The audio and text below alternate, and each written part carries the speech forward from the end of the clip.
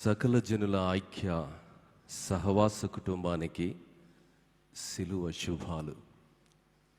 దేవుని మహాకృపను బట్టి 2024 సంవత్సరంలో దేవుని వాక్యాన్ని అందించడానికి ప్రేమతో నన్ను ఆహ్వానించినటువంటి జాయ్ ఆంటీ గారికి హృదయపూర్వకమైనటువంటి వందనాలు తెలియజేస్తున్నాను.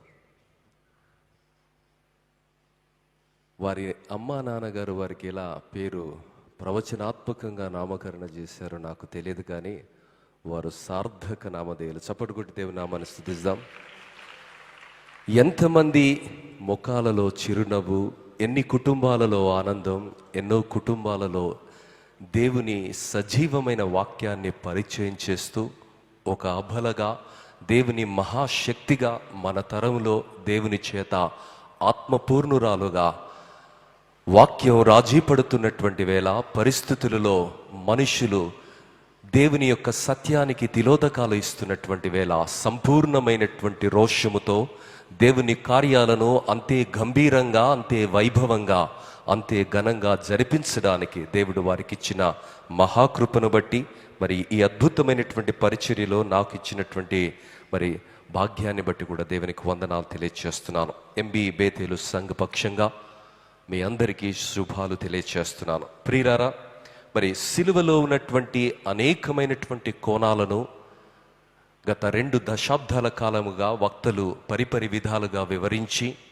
సిలువ నేర్పినటువంటి పాఠం, సిలువ ఇచ్చినటువంటి స్ఫూర్తి, సిలువలో మనకున్నటువంటి విలువ, అలా అనేకమైనటువంటి అంశాల గురించి ప్రస్తావిస్తూ ధ్యానిస్తూ ఈ సిలువ ధ్యాన స్రవంతిలో అనేకమైనటువంటి శ్రేష్టమైనటువంటి ఆత్మీయ సత్యాలను వివరించిన విధానాన్ని బట్టి దేవునికి వందనాలు చెల్లిస్తూ, ఈ ప్రాహత్కాలము దేవుని యొక్క సన్నిధిలో సిలువ నీడలో ఒక జీవన పాఠం అన్న విషయాన్ని మనం చాలా క్లుప్తంగా ఇవ్వబడినటువంటి సమయంలో ధ్యానం చేస్తాము. ప్రియమైనటువంటి దేవుని బిడ్డలారా, ఈరోజు అనేక మంది సిలువకు శత్రువులుగా బ్రతుకుతున్నటువంటి వేళ, సిలువలో ఉన్నటువంటి వారి ఉనికిని, సిలువలో వారికి ఉన్నటువంటి అద్భుతమైనటువంటి శక్తిని, సిలువలో నిక్షిప్తంగా దాగి ఉన్నటువంటి ఆ సృజనాత్మకతను గుర్తించలేనటువంటి దయనీయమైనటువంటి స్థితిలో అనేకులు జీవిస్తున్నటువంటి వేళ, మరి ఈరోజు ఈ సుభాగ్యాన్ని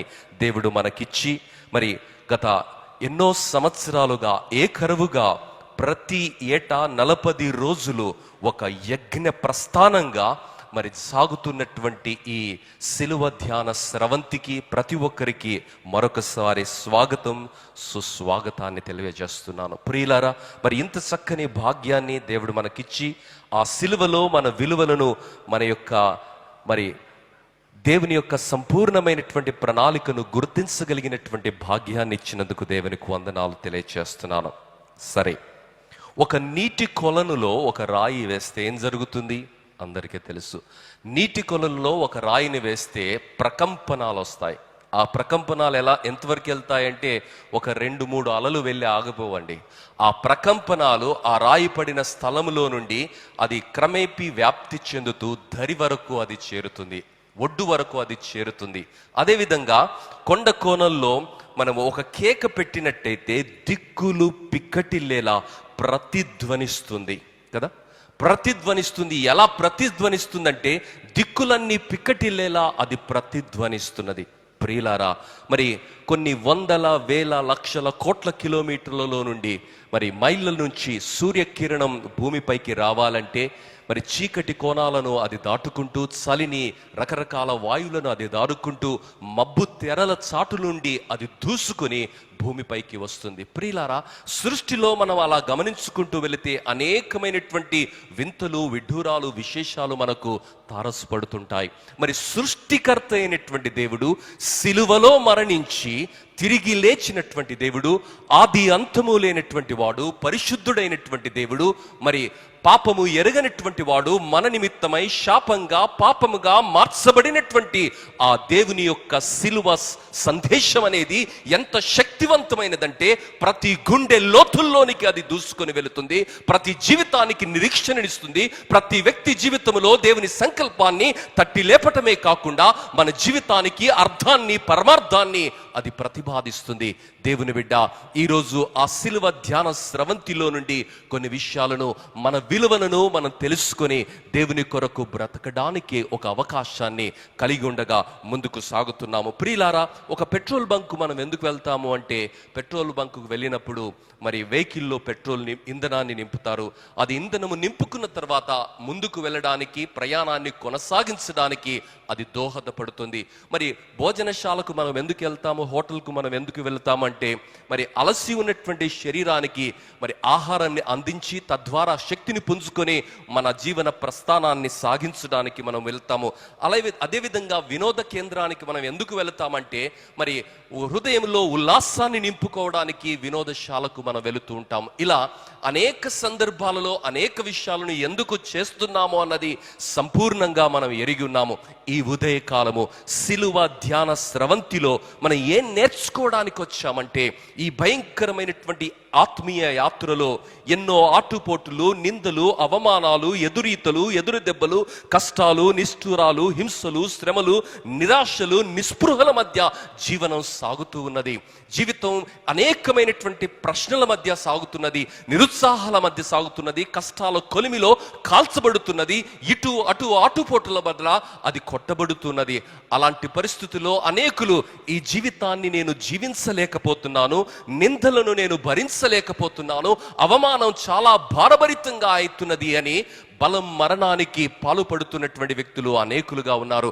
ఈ మధ్య కాలంలో ఆంధ్ర రాష్ట్రంలో మనం గమనిస్తే, ఒక యవన స్త్రీ ఎవరో ఒక మాట, అనుచితమైనటువంటి మాటలు, అపప్రదమైనటువంటి మాటలు ఆమె ఎడల వచించారని ఆమె రైలు కింద పడి చనిపోయింది. మరి ఈ మధ్య కాలంలో మరి గ్రాడ్యుయేషన్ చేస్తున్నటువంటి ఒక అమ్మాయి, కడుపు నొప్పి తగ్గటం లేదు, డాక్టర్ల దగ్గరికి వెళ్ళాను, అనేకమైనటువంటి వైద్యులను సందర్శించాను, ఎన్నో ఔషధాలను నేను వాడుతున్నాను, కానీ నా కడుపు నొప్పి తగ్గటం లేదని నిరుత్సాహపడి, జీవితానికి ఇక అర్థం లేదని తన జీవితాన్ని అర్ధాంతరంగా ముగించినటువంటి ఘటనలు ఎన్నో ప్రతిరోజు మనం తిలకిస్తున్నాం.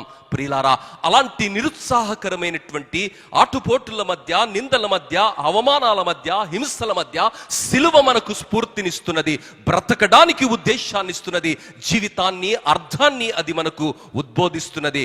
దేవుని బిడ్డలారా, మరి ఈ ఆత్మీయ యాత్రలో ఊరటను, ఉత్సాహాన్ని, స్ఫూర్తిని, ధైర్యాన్ని, నిబ్బరాన్ని సిలువలోనే అన్నది, అది సిలువ ద్వారానే అన్నది, అది సిలువతోనే అన్నది ఈ ఉదయకాలము దేవుడు మనకు జ్ఞాపకం చేస్తున్నాడు. ప్రియమైనటువంటి దేవుని బిడ్డలారా, మరి every cause has an effect. If there is an effect, there must be a cause. ప్రభావం ఉంటే దానికో కోణం ఉండాలి, అదే సిలువ కోణం.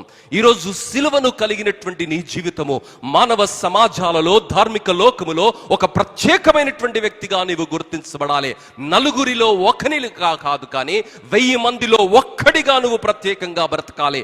నీ జీవితాన్ని చూసిన ప్రతి ఒక్కరూ నీలో ఉన్నటువంటి సిలువ శక్తిని బట్టి, నీలో ఉన్నటువంటి దేవుని కృపను బట్టి, దేవుడు నడిపిస్తున్నటువంటి విధానాన్ని బట్టి, పాపాన్ని అసహించుకొని పరిశుద్ధంగా దేవుని సంకల్పాన్ని నెరవేరుస్తున్నటువంటి నీ జీవన విధానాన్ని బట్టి, పాపాన్ని అసహించుకొని పరిశుద్ధంగా బ్రతుకుతున్నటువంటి నీ జీవన స్థితిగతులను బట్టి దేవుని నామము, దేవుని శక్తి ప్రపంచానికి కనిపించాలి, నీ మాటలలో వినిపించాలి.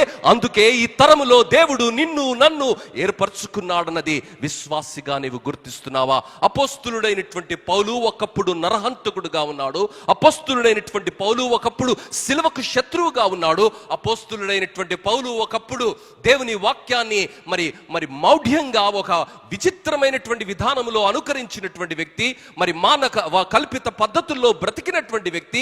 ఎప్పుడైతే సిలువ దర్శనాన్ని ఆయన పొందుకున్నాడో, క్రీస్తు ప్రేమను ఆయన అనుభవించాడో, ఆ తదుపరి ఆయన జీవితము మరో విధంగా మార్చబడినటువంటి వేళ కొరింథీలో ఉన్నటువంటి సంఘానికి రాసిన మొదటి లేఖలో ఆయన మాట్లాడుతున్నటువంటి మాట, మొదటి అధ్యాయము 18వ వచనంలో, మొదటి కొరింథీలో ఆయన ఈ విధంగా అంటున్నాడు: సిలువను గూర్చి నశించుచున్న వారికి వెర్రితనము గాని, రక్షించబడుచున్న మనకు దేవుని శక్తి. దేవుని బిడ్డ, ఈరోజు దేవుడు మనకు ఒక శక్తిగలమైనటువంటి జీవితాన్ని ఇచ్చాడని, శక్తిగా ఈ లోకంలో బ్రతకడానికి, ప్రభావవంతమైనటువంటి బిడ్డలుగా బ్రతకడానికి, అనేకుల జీవితాలలో సంతోషాన్ని, సమాధానాన్ని, ఆనందాన్ని, సంకల్పాన్ని మనము ఆవిష్కృతం చేయడానికి దేవుని యొక్క ప్రతినిధులుగా మనము పుట్టామని, మనము సృష్టిలో నుండి ప్రతి సృష్టి కాదని, సృష్టిలోనే మనం ఒక నూతన సృష్టి అని, పాతవన్నీ గతించిపోయాయని, మన జీవితము ఆనందాన్ని పంచడానికి, అనేకుల జీవితానికి సంతోషాన్ని పంచడానికి, సిలువ ప్రభావాన్ని పరిచయం చేయడానికి దేవుడు ఏర్పరచుకున్నాడన్నది గుర్తించగలుగుతున్నావా? ఎవరైతే గుర్తిస్తారో వారి జీవితాలు ఆశీర్వదించబడతాయి. ప్రియులారా, దేవుడు ప్రేమ కలిగినటువంటి వాడు సిలువలో మరణించడానికి ఈ లోకానికి వచ్చి, సిలువలో మరణించి తిరిగి లేచినటువంటి ఆ మృత్యుంజయుడైనటువంటి దేవుడు మనకిస్తున్నటువంటి ఆహ్వానము మత్తయి సువార్త 11వ అధ్యాయం 28వ వచనంలో ఆయన ఏమంటున్నాడంటే, ప్రయాసపడి భారము మోయుచున్న సమస్తమైన వారలారా నా యొద్దకు రండి, నేను మీకేమిస్తాను? విశ్రాంతి. ప్రియులారా, ఈ లోకంలో అనేకులు ప్రయాసంలో ఉన్నారు, అనేకులు కష్టాల్లో ఉన్నారు, అనేకులు సమస్యల్లో ఉన్నారు. వారందరికీ నీవు నేను ఉప్పు అని, వారందరికీ నీవు నేను ఉపశమనమని, ఆ చీకటి జీవితాలకు నీవు నేను వెలుగును పరిచయం చేయడానికి దేవుడు మనల్ని ఈ లోకములో శేషంగా ఉంచాడని విశ్వాసిగా ఈ సిలువ స్రవంతిలో గ్రహించి, నీవు ఒక శక్తివంతమైనటువంటి బిడ్డగా, దేవుని ప్రతినిధిగా బ్రతకాలని, బ్రతికించడానికి ఇష్టపడుతున్నటువంటి దేవుడు, సిలువ శక్తి చేత నిన్ను నింపడానికి ఇష్టపడుతున్నటువంటి దేవుడు, క్రీస్తును మృతులలో నుండి లేపిన తన ఆత్మ ద్వారా ప్రతిష్ఠించి అభిషేకించి వాడుకోవడానికి ఇష్టపడుతున్న దేవుడు ఈ మాటలు నీకు వినిపిస్తున్నాడు, ఈ ఆహ్వానాన్ని నీకు అందిస్తున్నాడు. ఇంకా ఎంతవరకు ఈ నలిగినటువంటి జీవన విధానములో, ఈ భయంకరమైనటువంటి స్థితిగతుల మధ్య నీ జీవన పోరాటాన్ని ఒంటరిగా నీవు చేస్తావు? నీ పరిస్థితులను మోయడానికి, నీ కష్టాలలో నీకు బాసటగా నిలబడడానికి, నిన్ను నడిపించడానికి నీ స్నేహితుడిగా, నీ యొక్క సంరక్షకుడిగా దేవుని ఆత్మచేత ఈ లోకములో అనేకులకు నిన్ను దీవెనకరంగా ఉంచడానికి ఇష్టపడుతున్న దేవుడు ఈ మాటలు పలుకుతున్నాడు. దేవుని బిడ్డ, ఈ ఆహ్వానాన్ని స్వీకరిస్తావా? యెషయా గ్రంథము 55వ అధ్యాయములో దేవుడు ఒక ఆహ్వానాన్ని ఆయన పలుకుతున్నాడు. యెషయా గ్రంథము 55వ అధ్యాయము మొదటి 7 వచనాలు గమనించినట్లయితే, దప్పిగొనిన వారలారా నీళ్ళ యొద్దకు రండి, రూకలు లేని వారలారా మీరు వచ్చి కొని భోజనము చేయుడి. రండి, రూకలు లేకపోయినను ఏమి నీయక ద్రాక్షారసమును పానము చేయుడి. ప్రియులారా, దేవుడు ఆహ్వానాన్ని ఇస్తున్నాడు. ఈ లోకములో మీరు ఎందుకు నలిగిపోతున్నారు? మీ కొరకు సిలువలో నేను నలిగిపోయాను, సిలువలో నేను మరణించి తిరిగి లేచాను. ఎందుకో తెలుసా? మీ జీవితాలలో శాంతిని, సమాధానాన్ని, నెమ్మదిని, శక్తిని నింపడానికి. దేవుని బిడ్డ, ఈ ఆహ్వానాన్ని నీవు అందుకుంటున్నావా? ఈ ఆహ్వానాన్ని నీవు గుర్తించగలుగుతున్నావా?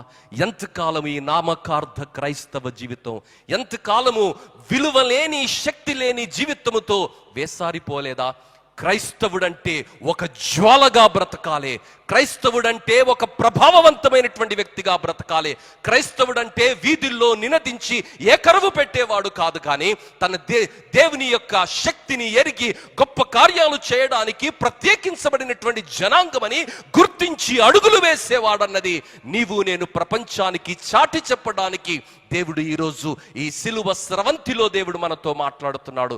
దేవుని బిడ్డ, ఆహ్వానాన్ని గుర్తిస్తున్నావా? చిన్నగున్నప్పుడు మరి ఎంతమంది ఈ మాటలు విన్నారో నాకైతే తెలియదు, కానీ వీధుల వెంట స్టీల్ సామాన్ల వాళ్ళు వచ్చేవాళ్ళు కదా.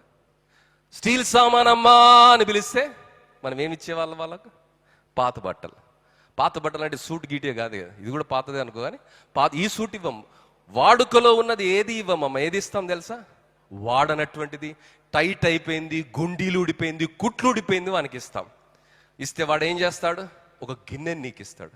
కొత్త గిన్నె తల్లలాడుతుంటుంది, స్టిక్కర్ కూడా తీయరు. చిన్నగున్నప్పుడు నేను అనుకునేవానికి, వీడికి ఏం తెలియలేదా, వీడు ఏం వ్యాపారం చేస్తాడు, పాత బట్టలు తీసుకొని కొత్త స్టీల్ డబ్బా ఇస్తున్నాడు, తల్ల మెరిసిపోతుంది, స్టిక్కర్ కూడా తీయలేదు. ప్రియులారా, అది వ్యాపారంలో ఒక పద్ధతి. ఒక పాత గుడ్డను తీసుకొని, పనికి రాని గుడ్డను తీసుకొని ఎక్స్చేంజ్ ఆఫర్గా స్టీల్ డబ్బానికి ఇచ్చి వెళ్తున్నాడే. నీ దగ్గర ఊడిపోయిన వెంట్రుకలను తీసుకొని సగరం వాడు మాలాంటి వాళ్ళకైతే ఎంటికలు కూడా లేవు, అది వేరే విషయం, కొంతమంది నవ్వుతున్నారు. ఊడిపోయిన ఎంటికలు తీసుకొని స్టీల్ డబ్బాలు ఇచ్చిపోతున్నాడమ్మా కదా. మరి నీ కొరకు నా కొరకు దేవుడు ఎక్స్చేంజ్ స్కీమ్ పెట్టాడు. పండుగ దినాల్లో చాలా ఎక్స్చేంజ్ స్కీమ్స్ వస్తాయి. పాత స్కూటర్ తీసుకుని వచ్చి కొత్త స్కూటర్తో వెళ్ళిపోండి, పాత కారు తెచ్చి కొత్త కారుతో వెళ్ళిపోండి. ఆ పండుగ ఉన్నంత వరకే అది. కానీ ఈ స్కీమ్ ఎలాంటిదో తెలుసా? 365 days, 12 months, 52 weeks, always 24/7 this is available. రండి నా యొద్దకు, మీకు ఆశీర్వాదాలను ఇస్తాను, మీకు దీవెనలు ఇస్తాను, శాంతినిస్తాను, సమాధానాన్ని ఇస్తాను, విజయ జీవితాన్ని నేను మీకు ప్రసాదిస్తానని దేవుడు వాగ్దానం చేస్తున్నాడు. దేవుని బిడ్డ, ఈ మాటలు అర్థం చేసుకుంటున్నావా? ఎవరైతే ఈ సిలువ సందేశములో ఉన్నటువంటి శక్తిని జీర్ణించుకుంటారో, ఈ విజయ పదములో వారు బ్రతుకుతారో, వారి జీవితాలను దేవుడు చాలా దీవెనకరంగా, ఆశీర్వాదకరంగా ఆయన మారుస్తాడు. మరి సిలువ విజయమే మన విశ్వాసానికి కేంద్ర బిందువు. ప్రియులారా, మొదటి 2 తిమోతి 3:5 అపోస్తలుడైనటువంటి పౌలు అంత్య దినాలలో విశ్వాసుల యొక్క పరిస్థితి ఎలా ఉంటుందో ఆయన వివరిస్తూ మాట్లాడుతున్నటువంటి మాట ఏమిటంటే, 2 తిమోతి 3:5 పైకి భక్తి గలవారు వలె వారు కనిపిస్తారు కానీ దాని శక్తిని ఆశ్రయించరు. ప్రియులారా, ప్రైజ్ ది లార్డ్, హల్లెలూయా. ఎక్కడ కానీ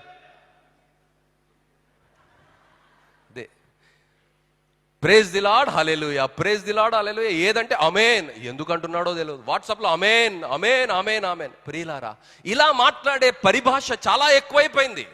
కానీ జీవితంలో శక్తి లేనటువంటి నిస్సారమైనటువంటి భక్తులు మరి జీవితాలు మనకు అనేకంగా కనిపిస్తున్న వేళ దేవుడు తట్టి లేపుతున్నాడు. నీలో మరి నిద్రావస్థలో ఉన్నటువంటి శక్తిని లేపి ప్రపంచానికి పరిచయం చేయడానికి ఆయన ఇష్టపడుతున్నాడు. దేవుని బిడ్డ, సిలువలో యేసు ప్రభువు మరణించింది నీవు నేను పైకి భక్తిగా కనిపించడానికి కాదు, కానీ లోపటి నుండి మార్చబడినటువంటి వ్యక్తులుగా, శక్తి కలిగినటువంటి వ్యక్తులుగా, వ్యవస్థలలో మార్పులను ఆపాదించే వ్యక్తులుగా, మార్పులకు కేంద్ర బిందువులుగా బ్రతకడానికి దేవుడు మనల్ని పేరు పెట్టి గర్భములో ఉండగానే ప్రతిష్ఠించి చెయ్యి పట్టి పిలిచాడన్నది ఎవరైతే గుర్తిస్తారో, ఎవరైతే ఆ సిలువ శక్తి చేత నింపబడతారో, వారి జీవితాలను దేవుడు ఘనమైనటువంటి రీతిలో ఆయన వాడుకోబోతున్నాడు. ప్రియమైనటువంటి దేవుని బిడ్డలారా, అనేకమైనటువంటి సందర్భాలలో సిలువ శక్తిని లేనటువంటి జీవితాలను మనము బ్రతుకుతున్నటువంటి వేళ పైకి భక్తి కలిగినటువంటి వారి వాళ్ళే కనిపిస్తున్నారు, కానీ దానిలో ఉన్నటువంటి శక్తిని ఆశ్రయించినటువంటి పరిస్థితులలో దేవుడు ఈ ఉదయ కాలము మరొకసారి మనకు పిలుపునిస్తున్నాడు. నేను నిన్ను వాడుకోవాలని ఆశపడుతున్నాను. అక్క నిన్ను వాడుకోవాలని, అమ్మా నిన్ను వాడుకోవాలని, అన్నా నిన్ను వాడుకోవాలని, చెల్లి నిన్ను వాడుకోవాలని దేవుడు ఆశపడుతున్నాడు. నీది ఈ తరము. దావీదు తన తరములో దేవుని కొరకు బ్రతికాడు. మోషే తన తరములో దేవుని కొరకు బ్రతికాడు. రూతు తన తరములో దేవుని కొరకు, తన తరములో దేవుని కొరకు బ్రతికింది. భక్తులందరూ కూడా వారికి ఇవ్వబడినటువంటి జీవితాన్ని దేవుని కొరకు బ్రతికారు. చరిత్రలో కాలము చెరిపి వేయలేని మధుర జ్ఞాపకంగా వారు నిలిచిపోయారు. వారి జీవితాలను స్మరించిన ప్రతిరోజు నేటికి మన జీవితాలలో ఆశీర్వాదం నింపబడుతుంది. స్ఫూర్తి చేత ప్రభావితులం అవుతున్నాం. దేవుని బిడ్డ, ఒకే ఒక్క జీవితాన్ని దేవుడు మనకు కూడా ఇచ్చాడు. ఆ జీవితాన్ని సిలువ శక్తి చేత మనం నింపుకోవాలని, సిలువ చేత ప్రభావితం కావాలని, దేవుడు తండ్రి చిత్తాన్ని ఏ విధంగా తుదముట్టించి తండ్రి నామాన్ని ఏ విధంగా భూమిపైన మహిమపరిచి తండ్రి యొక్క కుడి పార్శ్వములోనికి వెళ్ళాడో, ఈరోజు ఈ ఒక్క జీవితాన్ని నూతన సృష్టిగా మార్చబడినటువంటి నీవు, దేవుని ఆత్మ చేత ప్రతిష్ఠించబడినటువంటి నీవు, చీకటిలో నుండి ఆశ్చర్యకరమైన తన వెలుగులోనికి పిలిచిన వాని యొక్క గుణాతిశయాలను ప్రపంచానికి చాటడానికి ప్రత్యేకించబడినటువంటి నీవు ఆ సిలువ శక్తి చేత నింపబడాలి. దేవుని బిడ్డ, ఆ సిలువ శక్తిని నీవు నేను కలిగి ఉండాలని దేవుడు ఆశిస్తున్నాడు. ప్రియులారా, 1 యోహాను పత్రిక 2:3-6 మనం గమనించినట్లయితే, 1 యోహాను పత్రిక 2:3-6 మరియు మనం ఆయన ఆజ్ఞలను గైకొనిన ఎడల దీని వలననే ఆయనను ఎరిగి ఉన్నామని తెలుసుకుందుము. ఆయనను ఎరిగి ఉన్నామని చెప్పుకొనుచు ఆయన ఆజ్ఞలను గైకొనిని వాడు అబద్ధికుడు, వానిలో సత్యము లేదు. ఆయన వాక్యము ఎవడు గైకొనునో వానిలో దేవుని ప్రేమ నిజముగా పరిపూర్ణమాయను.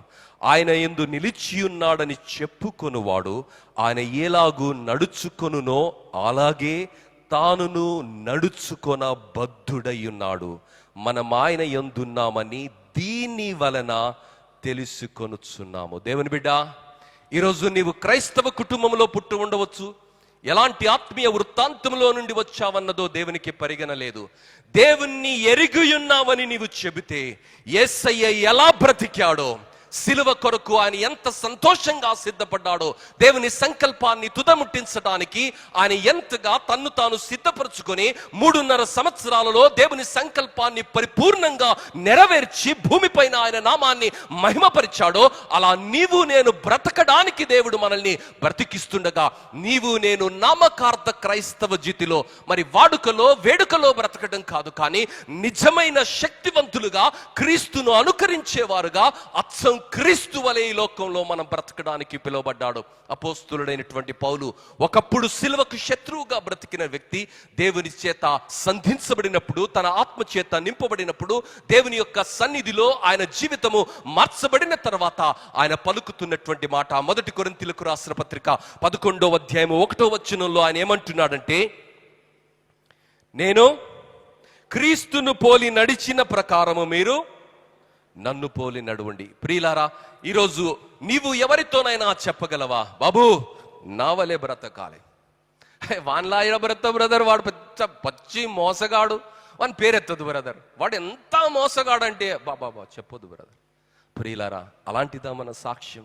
మన జీవితం ఎలా ఉండాలంటే, ఆయన చాలా మంచోడండి, ఆమె చాలా మంచిదండి, ఆమె జీవితం చాలా గొప్పదండి, ఆమె జీవితం చూస్తుంటే నిజంగా ఒక ప్రేరణ వస్తుంది, వారి జీవితాన్ని తిలకిస్తుంటే నిజంగా జీవితము మరి శరీరము పులకిస్తుందని మనుషులు దేవుని నామ మహిమార్థమై నిన్ను సృష్టించి నిన్ను రక్షించి తన ఆత్మ చేత నింపిన దేవుడు, సిలువలో నీ కొరకు యాగమైనటువంటి దేవుడు, తన పవిత్రమైన రక్తము చేత నీ పాపాలను కడిగి పరిశుద్ధునిగా తన సొత్తుగా ప్రతిష్ఠించిన దేవుడు సంతోషించే విధంగా ఆ రోజు యోబును చూసి దేవుడు ఎంతగా గర్వించాడో, సంతోషించాడో, మరి మోషేను చూసి దేవుడు ఏ విధంగా కితాబునిచ్చాడో, సాక్ష్యం ఇచ్చాడో, ఈ తరములో నీ గురించి నా గురించి మనం జీవిస్తున్న జీవితముని గురించి దేవుడు మాట్లాడే విధంగా నీవు నేను జీవిస్తున్నామా?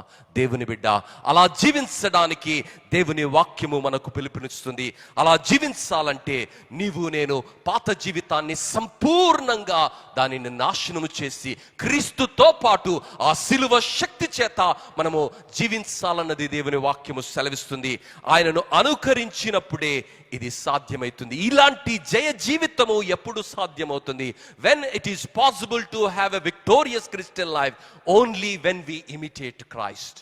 Only when we imitate Christ. ప్రియులారా, క్రీస్తును మనం అనుకరించినటువంటి వేళ ఆ జయ జీవితము సాధ్యమవుతున్నది.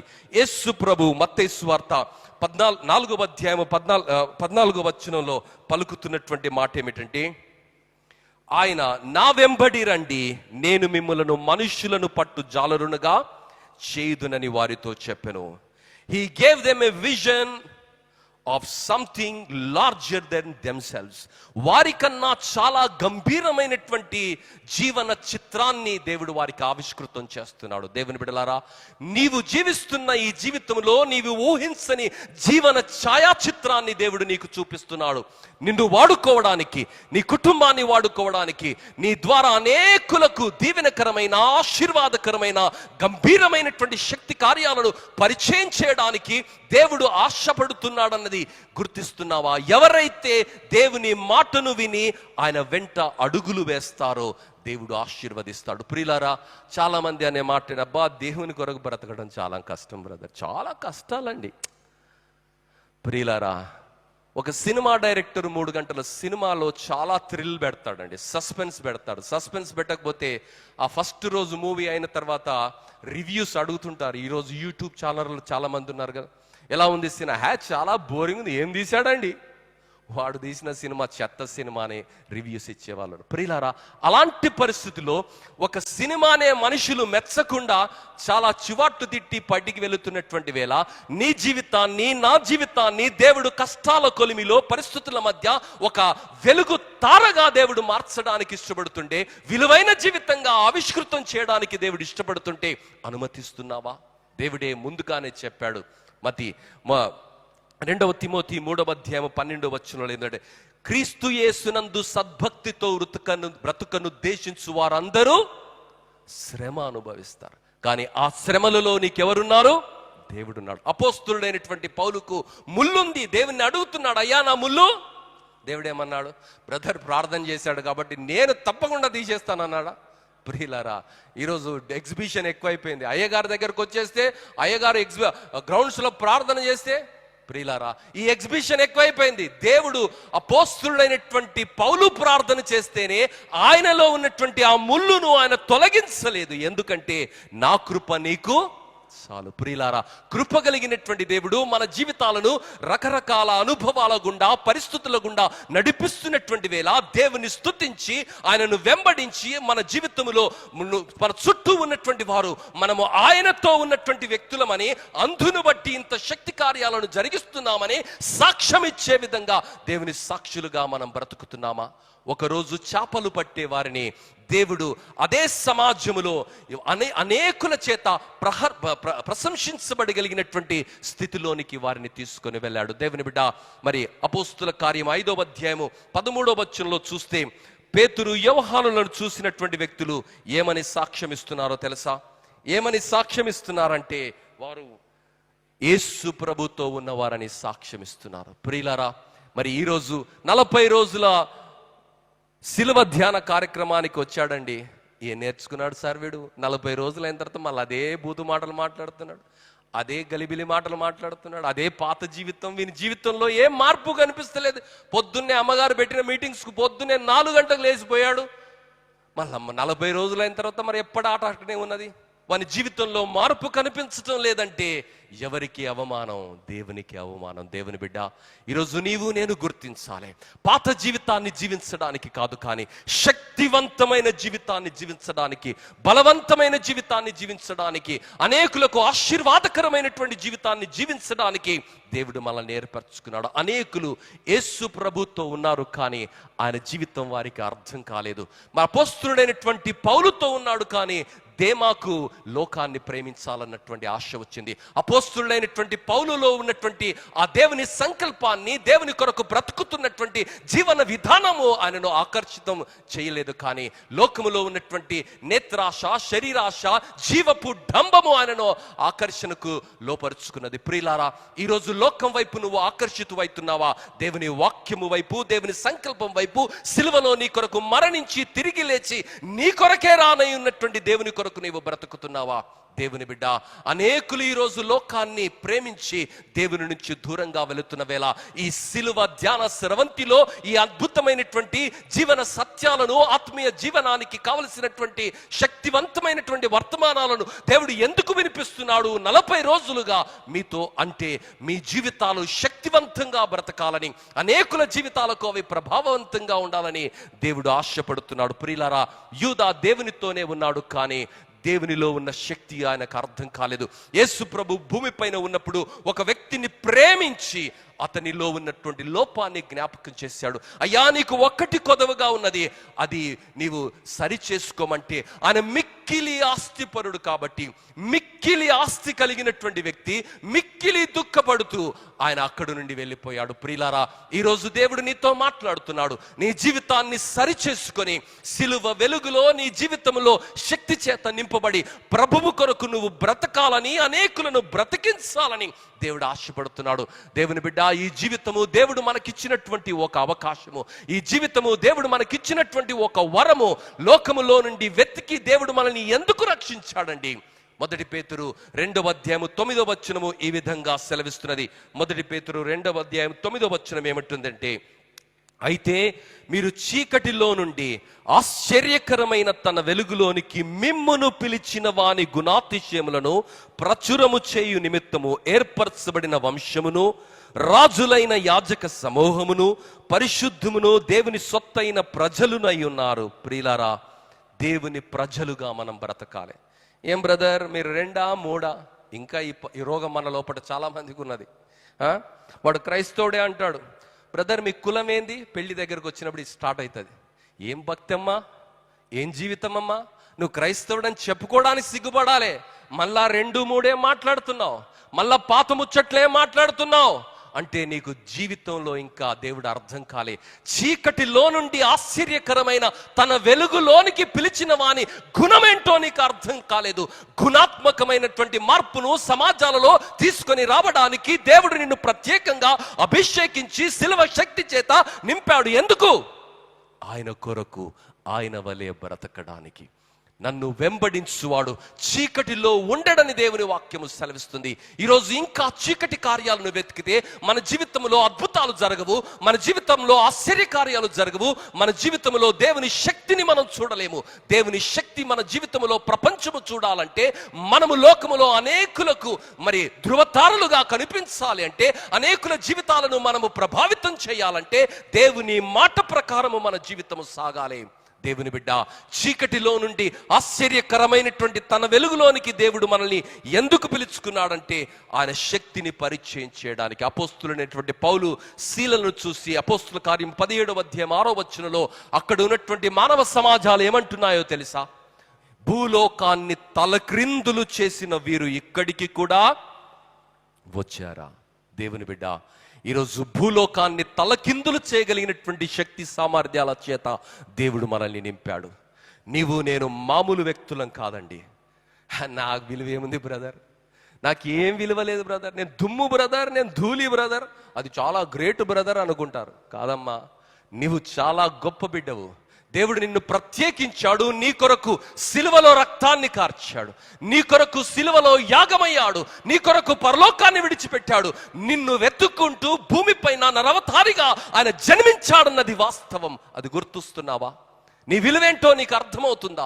నిన్ను వెలుగుగా, శక్తిగా, ప్రభావవంతమైనటువంటి వ్యక్తిగా అనేకుల జీవితాలను నువ్వు ప్రకాశముతో నింపడానికి, సారముతో నింపడానికి దేవుని కృపచేత దేవుడు నిన్ను ప్రతిష్ఠించాడు. చీకటిలో నుండి తన ఆశ్చర్యకరమైనటువంటి వెలుగులోనికి పిలిచిన దేవుని యొక్క గుణమేమిటో, గుణము లేనటువంటి సమాజంలో గుణాత్మకమైనటువంటి మార్పుకు నీవే ఒక సంకేతముగా, కేంద్ర బిందువుగా మార్చబడాలని దేవుడు ఆశిస్తుండగా ఆ సత్యాన్ని నీవు గ్రహిస్తున్నావా? దేవుని బిడ్డ, యోహాను సువార్త 4వ అధ్యాయం 14వ వచనంలో యేసు ప్రభు ఏమంటారంటే, నేనిచ్చు నీళ్లు త్రాగువాడు ఎప్పటికీ తప్పికొనడు. దేవుని బిడ్డ, ఈరోజు లోకంలో దేవుని దగ్గరికి చాలా మంది చాలా విషయాల కొరకు వచ్చేవారు ఉన్నారు. ప్రభువా నాకు అది కావాలి, ప్రభువా నాకు ఇది కావాలి. We are asking things what we could not take along with us కదా. మన వెంట రాని వాటి కొరకు దేవుని దగ్గరికి మనం వస్తున్నాం. దేవుని బిడ్డ, మన వెంట వచ్చే వాటి కొరకు దేవుని దగ్గరికి వస్తాం. మన వెంట నిత్యత్వంలోనికి తీసుకుని వెళ్ళే వాటి కొరకు దేవుని దగ్గరికి మనం వద్దాం. దేవుడు అంటున్నాడు, పరలోకమందున్న మీ తండ్రికి మీరు అడగక మునుపే మీకు అవసరతగా ఏమున్నాయో ఆయన ఎరిగి ఉన్నాడు. హల్లెలూయా. మన అవసరాలు తీర్చే దేవుడు.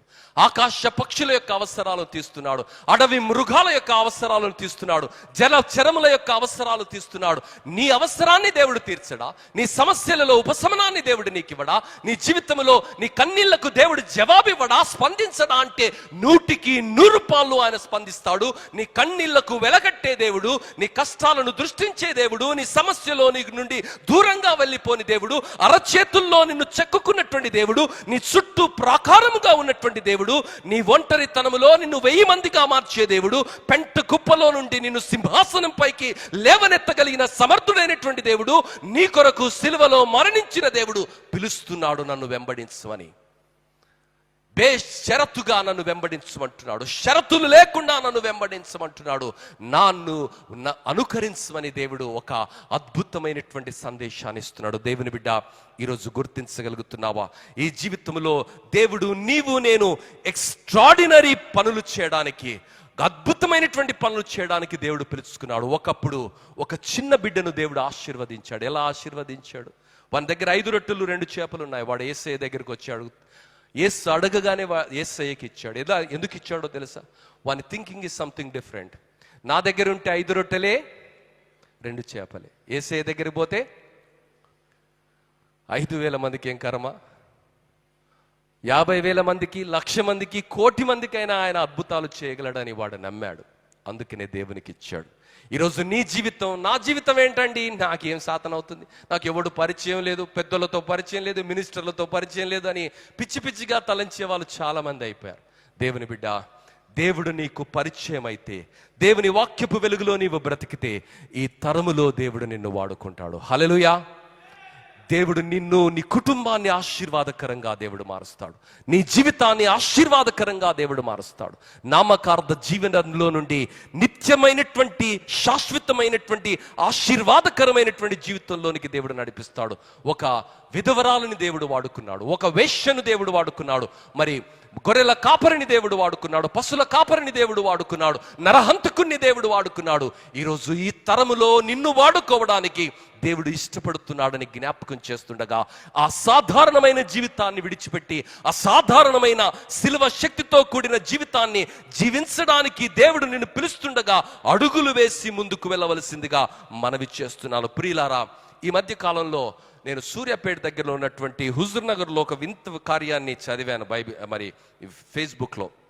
అదేంటి అంటే, పాస్టర్ల అసోసియేషన్ అంతా కలిసి ఒక రాజకీయ నాయకునికి, ఆయన చిత్రపటానికి పాలాభిషేకం చేస్తున్నారు. ఏం చేస్తున్నారు? పాలాభిషేకం. ఎక్కడికి వెళ్ళిపోతుంది? విచిత్రమైనటువంటి పోకడలు ఈరోజు ఆత్మీయ లోకంలో కనిపిస్తున్నాయి. వీరికి అసలు యేసయ్య తెలుసా, వీళ్ళకు బైబిల్ తెలుసా అన్న విషయాలు మనకు అర్థమవుతున్నాయి. మరొక వాదం ఏంటంటే, మనకు రాజ్యాధికారం కావాలండి, మనం రాజ్యాధికారం కొరకు మనం పోరాటాలి. ఎవడికి కావాలి రాజ్యాధికారం? ఆల్రెడీ రాజ్యాధికారం ఇచ్చాడు దేవుడు మనకు. దేవుడు మనల్ని రాజులైనా, నువ్వు ఆల్రెడీ రాజులైన యాజక సమూహం, ఇంకేం అధికారం? పార్టీలు మారాలా? ప్రియులారా, పిచ్చి పిచ్చి పోకడలు మానవ క్రైస్తవ లోకములో, మానవ కల్పితమైనటువంటి పద్ధతులు అనేకంగా వచ్చి భ్రమింప చేస్తున్నటువంటి వేళ, శక్తిహీనులుగా మనల్ని మారుస్తున్నటువంటి వేళ, పిచ్చి పిచ్చి ఆలోచనల చేత దేవుని సంకల్పంలో నుండి మనల్ని దూరంగా తీసుకుని వెళ్ళి మన జీవితంలో ఉన్నటువంటి శక్తిని నిర్వీర్యం చేస్తున్నటువంటి వేళ, ఈ సిలువ సందేశము నీలో మరలా స్ఫూర్తిని నింపుతున్నది. ప్రియులారా, ఆదాము అవ్వలను దేవుడు శక్తిమంతులుగా మార్చాడు, ఒక గొప్ప సంకల్పముతో సృష్టించారు. వారి మాటలో శక్తి ఉన్నది, వారి జీవితానికి సంకల్పం ఉన్నది. శక్తివంతమైన జీవితాన్ని జీవించడానికి బదులుగా 2 మాటలతో ఆ సాతానుడు వారి జీవితాన్ని, వారి కుటుంబాన్ని వల్లకాడుగా మార్చేశాడు. ఇది నిజమా?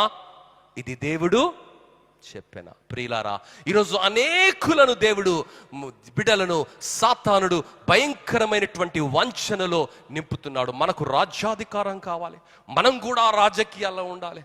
ప్రియులారా, యేసయ్య నీలో ఉంటే మనుషులు నీ గురించి మాట్లాడతారు. ఏమని తెలుసా?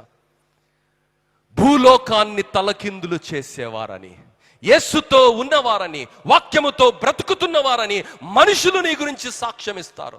రాజకీయ పార్టీలను మారుస్తే, వానికి ఏం విలువ ఉందండి, వానికి ఏం విలువ ఉందండి, ఎవడు పిలిస్తే వాడి దగ్గరికి వెళతాడు. He has no value, he has no integrity, he has no standard. అలాంటి పేరు నీకు ఇష్టమా? లేక దేవుడు నిన్ను పిలిచి అభిషేకించి ప్రత్యేకపరుచుకున్నటువంటి ఆ హోదాలో బ్రతకడానికి నీవు ఇష్టపడుతున్నావా? యోహాను సువార్త 18వ అధ్యాయము 36వ వచనంలో యేసు ప్రభువును చూస్తూ పిలాతు పలుకుతున్నటువంటి మాట ఏమిటంటే, యోహాను సువార్త 18వ అధ్యాయము 16వ వచనంలో ఈ మాట రాయబడింది. 36వ వచనంలో దయచేసి క్షమించండి. యేసు, నా రాజ్యము ఈ లోక సంబంధమైనది కాదు, నా రాజ్యము ఈ లోక సంబంధమైనైతే నేను యూదులకు అప్పగింపబడకుండానట్లు నా సేవకులు పోరాడుదురు గాని నా రాజ్యము ఇహ సంబంధమైనది కాదనను. అందుకు పిలాతు, నీవు రాజువా అని అడగగా యేసు, నీవన్నట్టే నేను రాజునే, సత్యమును గూర్చి సాక్ష్యమిచ్చుటకు నేను పుట్టితిని, ఇందు నిమిత్తమే ఈ లోకమునకు వచ్చితిని, సత్య సంబంధి అయిన ప్రతివాడును నా మాటను విన్ను. అందుకు పిలాతు, సత్యమనగా ఏమిటి అని ఆయనతో చెప్పెను. ప్రియులారా, ఈరోజు నీవు నేను లోకములో ప్రత్యేక జనాంగంగా పుట్టాము. దేవుని చేత నూతన సృష్టిగా మనం మార్చబడ్డాము. దేవుని ఆత్మ చేత అభిషేకించబడ్డాము. ఎందుకో తెలుసా? దేవుని కొరకు బ్రతకడానికి, దేవుని వలె బ్రతకడానికి, దేవుని లా జీవించడానికి దేవుడు మనల్ని ఏర్పరచుకున్నాడు. ఏదో రాజకీయ పంతాన చేరి రాజ్యాధికారం కావాలని వెంపర్లాడటం కాదు. ఏదో రాజ్యాధికారం వచ్చేస్తే ఏదో మేము సాధిస్తాము, చాలా మందికి సేవ చేస్తామన్నటువంటి తప్పుడు అభిప్రాయంలో మరి బ్రతకడం కాదు. కానీ నీవు ఎక్కడ బ్రతికినా, ఎలా బ్రతికినా నీ జీవితము సారము కలిగినదని, నీ జీవితము వెలుగు చేత నింపబడిందని, నీ జీవితమే అనేకులకు ఆశీర్వాదకరంగా శక్తివంతమైన జీవితంగా మార్చబడిందని ఏ రోజైతే గుర్తిస్తావో, గ్రహిస్తావో, అడుగులు వేస్తావో, అలాంటి నీ జీవితాన్ని దేవుడు ఆశీర్వాదకరంగా మారుస్తాడు. గొర్రెల కాపరి గుర్తించాడు, ఒక చిన్న బిడ్డ గుర్తించాడు, ఒక వేశ్య గుర్తించింది, ఒక విధవరాలు గుర్తించింది, ఒక యవనస్తుడు గుర్తించాడు. ప్రియులారా, ఒక పశుల కాపరి గుర్తించాడు. వారి జీవితాలను దేవుడు ఆశీర్వాదకరంగా మార్చాడు. ఈ తరంలో నీ జీవితం ఆశీర్వాదకరంగా మార్చబడాలి అంటే మరి నీవెవరో అన్నది నీవు గుర్తించాలి. ఒక్క మాట చెప్పి నేను ముగిస్తాను. ప్రియులారా, మరి దేవుడు నిన్ను ఎంత అందంగా సృష్టించాడో తెలుసా? నీ శరీరం ఎంత అద్భుతమైనటువంటి శరీరమో తెలుసా?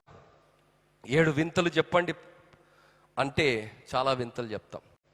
భారతదేశంలో కూడా ఆ వింతల్లో ఒక వింత ఉంది. ఏం వింత అది? తాజ్ మహల్. అంటే ఏంటి తాజ్ మహల్? సమాధి. సమాధి ఒక వింత. 7 వింతల్లో మరొక వింత పిరమిడ్. అదంటే అందులో ఉండేది కూడా శవాలే. శవాలు వింతలుగా మార్చబడుతున్నాయి, కానీ బ్రతికున్న నీవే ఒక వింత అని, నీవే ఒక అద్భుతమని, నీవే ఒక ఆశ్చర్యమని ఏ రోజైనా శరీరాన్ని చూసి నువ్వు అన్నావా? నేను పొట్టిగున్నా బ్రదర్, నాకు కలర్ లేదు బ్రదర్, నా జుట్టు ఊడిపోతుంది బ్రదర్, నా జుట్టు తెల్లగా అవుతుంది బ్రదర్, నేను సన్నగాడానికి చెప్పండి బ్రదర్. కొంతమంది ఉపవాసం ఎందుకుంటారంటే సన్నగాడానికి అట, డైటింగ్ ఉపవాసం. ఇదండి విచారం. ప్రియులరా, నీ శరీరాన్ని దేవుడు ఎంత అందంగా సృష్టించాడో తెలుసా? నీ నాడీ వ్యవస్థలో ఉన్నటువంటి మరి ఆ నాడుల యొక్క పొడుగు ఎంతో తెలుసా? 40,000 కిలోమీటర్స్. అంటే అమెరికాకు వెళ్ళి మళ్ళీ రావచ్చు అంత డిస్టెన్స్. ప్రతిరోజు ప్రతి క్షణము 3 సార్లు నీ గుండె మరి ప్రతి రక్తనాళానికి రక్తాన్ని అది పంపిస్తుంది. దేవుడు ఎంత అద్భుతంగా మనల్ని సృష్టించాడు. రెండో విషయము, దేవుడు మన కన్నుల్లో, మన ఫోన్లో 16 మెగాపిక్సెల్ కెమెరా, 30 మెగాపిక్సెల్ కెమెరా, ఈ ప్రొఫెషనల్ అయితే ఒక 300-400 మెగాపిక్సెల్ కెమెరా ఉంటుంది. కానీ నీ కన్నుల్లో ఎన్ని మెగాపిక్సెల్స్ ఉన్నాయో తెలుసా? 324 మిలియన్ పిక్సెల్ విజన్ క్వాలిటీ. అంత అద్భుతంగా ఒక్కొక్క కన్నును దేవుడు సృష్టించాడమ్మా. మరి నీ బ్రెయిన్లో ఎంత కెపాసిటీ ఉందో తెలుసా?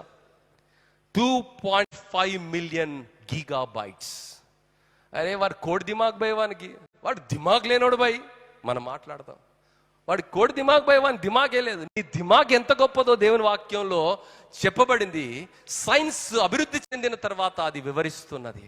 నిన్ను నన్ను దేవుడు మట్టిలో నుండి మహిమకు సృష్టించి, దేవుడు ఆ శాపగ్రస్తమైన జీవితంలో నుండి విడిపించి, సిలువలో తన కార్చిన రక్తము ద్వారా పరిశుద్ధులుగా మార్చి, నీతిమంతులుగా మార్చి, తన సొత్తుగా, తన శేషంగా ఈ లోకంలో బ్రతకమని దేవుడు పిలుపునిస్తున్నాడు. ఎలా?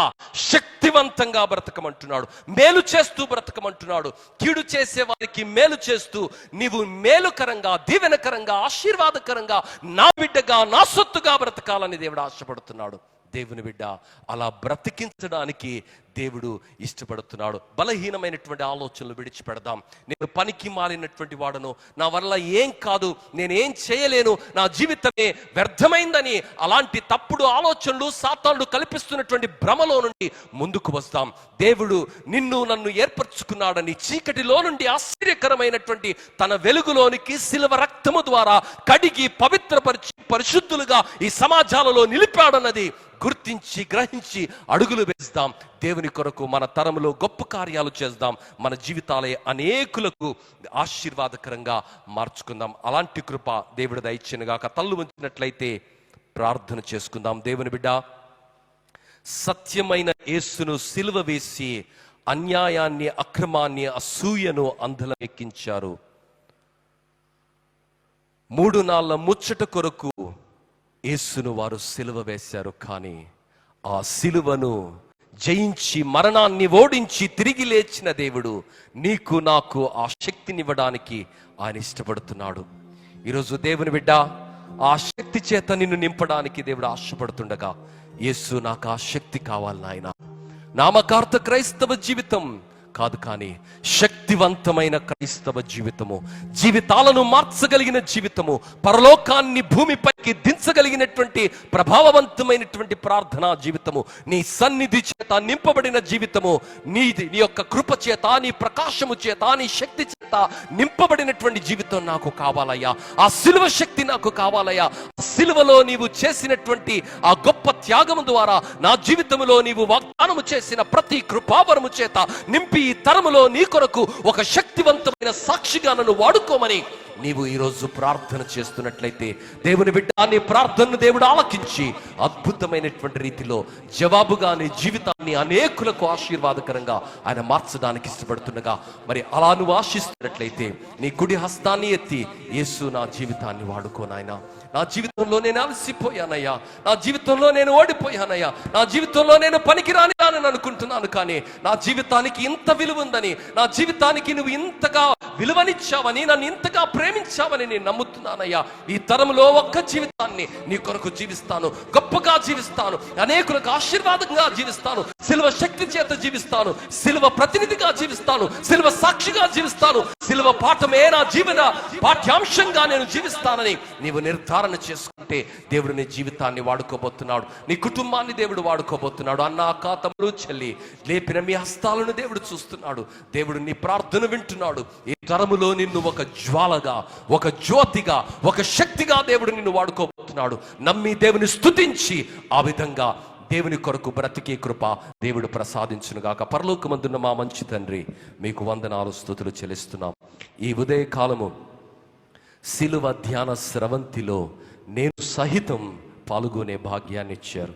నీ దాసురాలకి మీరు ఇచ్చినటువంటి దివ్య దర్శనాన్ని బట్టి అనేకుల జీవితాలను నీ సిలువ శక్తి చేత, నీ కృపల చేత నింపడానికి వారికి ఇచ్చినటువంటి ప్రభా, నీ యొక్క కృపను బట్టి మీకు వందనాలు చెల్లిస్తున్నాను ప్రభా. మరి మా తరములో వారిని లేవనెత్తి నీ సాక్షిగా అనేకులకు దీవెనకరంగా, ఆశీర్వాదకరంగా వాడుకుంటున్న విధానాన్ని బట్టి మీకు వందనాలు. ఈ ఉదయకాలం విత్తబడిన వాక్యాన్ని ప్రభా నీరు కట్టి ఫలింపు చేయండి.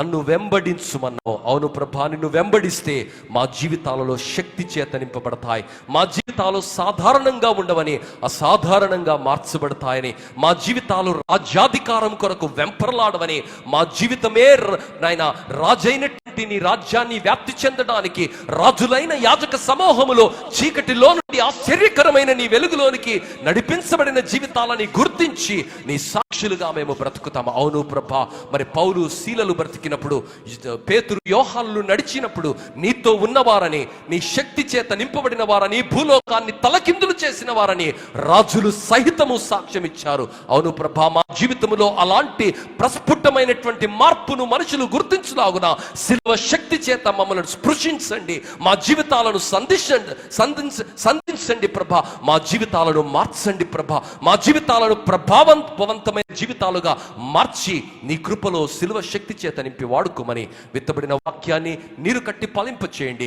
ఆశతో, ఆసక్తితో నీ కొరకు బ్రతకాలన్నటువంటి కోరికతో చేతులు లేపిన ప్రతి బిడ్డను మీరు దృష్టించారు. నీ కృపలో ఈ తరములో వారిని ఒక గొప్ప ఉప్పెనగా, ఉజ్జీవంగా, శక్తివంతమైనటువంటి జీవితాలుగా అభిషేకించి నీ కృపలో వాడుకోబోతున్నందుకు వందనాలు చెల్లిస్తూ యేసు నామంలో అడిగి వేడుకుంటున్నాం తండ్రి, ఆమేన్.